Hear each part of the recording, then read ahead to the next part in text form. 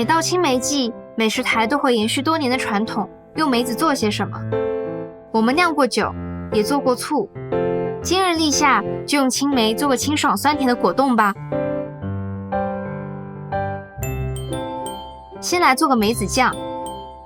青梅去蒂，用盐水泡上1小时，加水煮软，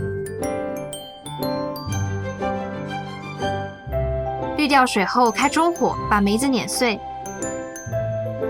加入冰糖，不时搅拌，煮沸后转小火慢煮，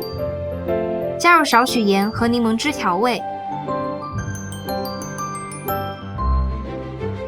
取一点果酱投入水中，若是立马凝结不散，那青梅酱就做好了。接着来做果冻里的爆汁内心话梅番茄，锅中倒水，加冰糖和话梅，水沸后小火慢煮10分钟，出锅放凉备用。番茄划10字，开水烫皮，剥好皮的番茄中放上柠檬片，